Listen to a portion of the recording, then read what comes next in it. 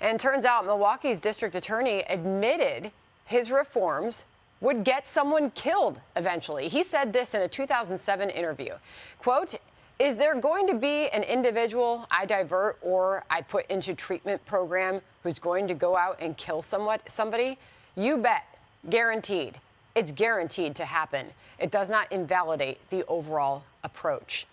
Cammack is a Republican congresswoman from Florida and member of the House Homeland Security Committee. This topic is personal for her, her husband, a firefighter and paramedic, as well as a SWAT medic. Congresswoman, thank you for being here today. Ahead of the holiday, we stop first and we mourn the loss of that 8-year-old boy who went out to enjoy a parade in his hometown there of Waukesha, and he has now succumbed to his injuries there in the hospital, and he has passed away. It's horrific. It is horrific, every detail of this story. Why was this man allowed to be free on the streets, especially going back to the words of that DA who said it was inevitable that without change to approach, someone would die? I mean, the whole thing makes your heart break time and time again.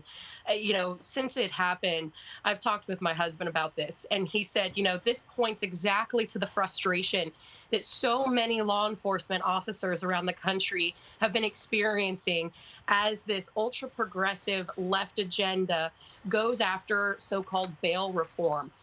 These law enforcement officers do their job. They go and arrest these criminals, these violent criminals, and next day or 2 days later, they are back out on the streets. What is the point? And now we have a situation in Wisconsin, which is heartbreaking. Never should have happened. And of course, this is getting the attention that we have been calling for, the dangerous one-size-fits-all approach that the ultra-progressive left, like George Soros, who has been funding these efforts at the state and local levels for years. This is the result. You have people that have done a broad brush approach when it comes to bail reform. And let's be clear, I think there is a definite distinction between criminal justice reform and bail reform. Bail reform is before there has been due process. And I think that's important to note because this man had a rap sheet a mile long. He was in the courthouse for a violent offense. This wasn't some petty drug crime. This was a violent offense. And $1,000, heads need to roll for this. I mean, you can see the rap sheet that he has. When you have a repeat criminal habitual offender, as we saw with this criminal, this to me is 100% a failure of the system that has been in place because of this liberal approach. Like AOC and the squad have been calling for no cash bail, no cash bonds. To me, that's ridiculous. We need to give time to the prosecutors, to the judge, to really determine on a case-by-case basis when it is appropriate and when it is not. It all seems obvious. Everything you're saying, as his rap sheet was just scrolling there, we see it. We all see it. Do you think that the left will face reality? Do you think this will serve as a wake-up call? The fact that you saw the DA making a statement in 2007 that said, people are going to die because of this one-size-fits-all approach, that just goes to show that they care more about a political agenda and outcome than people's lives.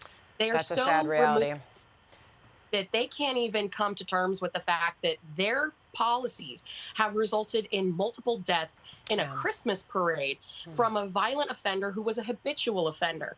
That, to me, again, points to the fact that we have got to get very serious about these issues that are really, in this particular case, criminal justice reform, bail reform. These are state and local issues. It just stands out to me. I spoke to one of the representatives who covers that district right after this happened, describing that parade that has been going on it's been a tradition for 6 decades in that town. And he describes it typically a scene out of a Norman Rockwell painting. And wow, has this just been just a nightmare for that community.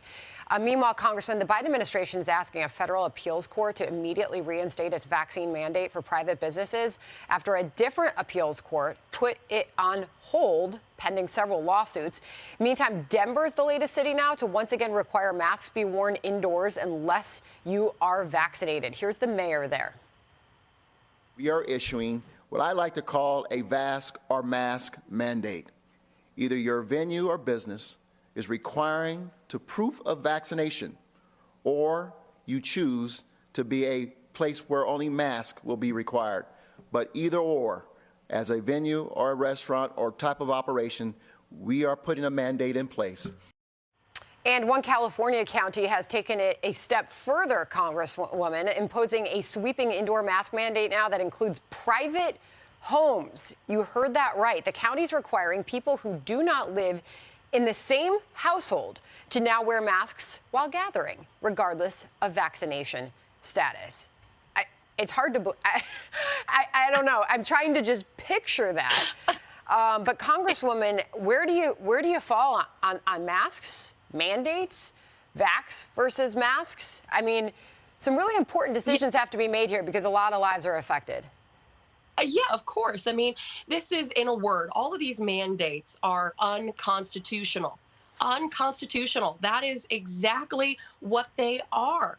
And there is no politician on the planet that can tell you as an individual in the United States of America what medical decisions you should be making, because that is a conversation for you, your family, and your doctor.